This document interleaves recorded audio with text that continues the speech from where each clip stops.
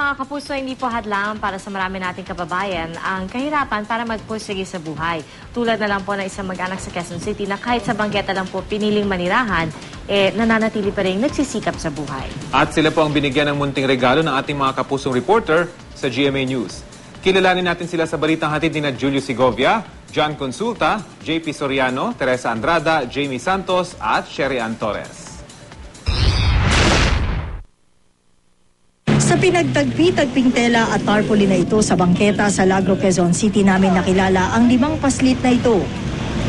Ang kanila raw ama, nangangalakal. Naglalabada naman ng mga oras na yon ang kanilang ina. Ang nakalulungkot, naiiwan sila sa tabing kalsada. Buti na lang at may nagmamagandang loob sa magkakapatid, gaya ng natsyempohan naming motorista. On a regular basis, bahay talagang pumapasal dito? Oo, kasi dito na kami umuwi sa Marin eh. Ito yung daan namin dito pag may sobra kaming binibigay namin sa kanila. Nang balikan namin ang mga bata, nakilala na namin ang ilo ng tahanan na si Remedios. Nag-aaral po kasi mga anak ko eh. Kaya nagpilit po kaming lumabas. Dito po, bumalik po kami rito dahil talagang wala po kaming mapupuntahan na iba.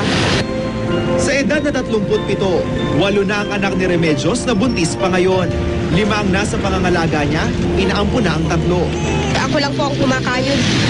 Yung asawa ko wala naman po eh. Nanay, bakit wala akong trabaho sila? Wala po. Parang ano po siya, nagkaroon siya ng diferensya dahil sa sobrang problema. Ay, hindi po talaga. Kaya nagdadasal na lang po ako sa taas. Sa Lagro Elementary School, kapwa na sa grade 1 ang mag-ating sina Janet at Kayla. Si Janet, masikip ang luma-luma ng sapatos. Si Kayla naman, tinitiis ang luwag ng rubber shoes na napulot lang din daw nila. Lumang-luma na rin ang halos walang lamang bag nila. Ganon din ang pamasok nilang damit. Pero sa kabila ng kahirapan, determinadong mag-aral sina Janet at Kayla.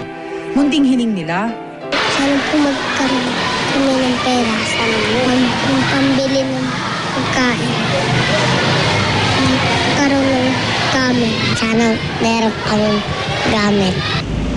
200 piso lang kada labada ang kita ni Aling Remedios. Pero minsan lang ito sa isang linggo. At sa mga panahong walang kita, sa mga tulong lang daw sila na nagdadaan umaasa. Umulan, umaraw. Ito ang kwento ng pamilya Bautista. Pero kapansin-pansin sa kabila ng ganitong sitwasyon, ang ngiti at saya sa mukha ng mga anghel na ito, hindi naalis. Ngayong Pasko, pinili ng aming grupo na pasayahin ang pamilya Bautista. Namili muna kami ng ilang gamit na kailangan ng pamilya. Pagkatapos nito, sinundo namin sina Remedios at kanyang mga anak.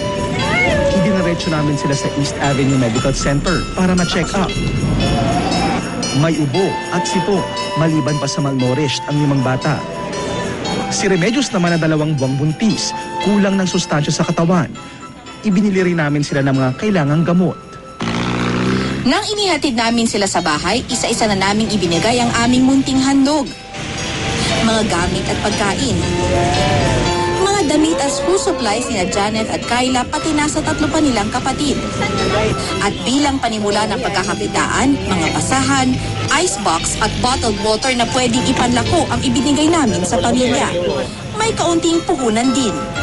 Nagpapasalamat po ako sa GMA at sana po marami po kayo matulungan. Maraming salamat. Malaking tulong na po talaga to. ang DSWD nangako ng papupuntahan ang pamilya Bautista. Iniwan naming nakangiti ang mag-anak. Ang sayang nakita namin sa kanila, tila nagsasabing walang mahirap, walang mayaman sa Pasko. Merry Christmas mga puso! Sama sina Julio Segovia, John Consulta, JP Soriano, Teresa Andrada at Jamie Santos. Ako si Sherry Ann Torres, GMA News.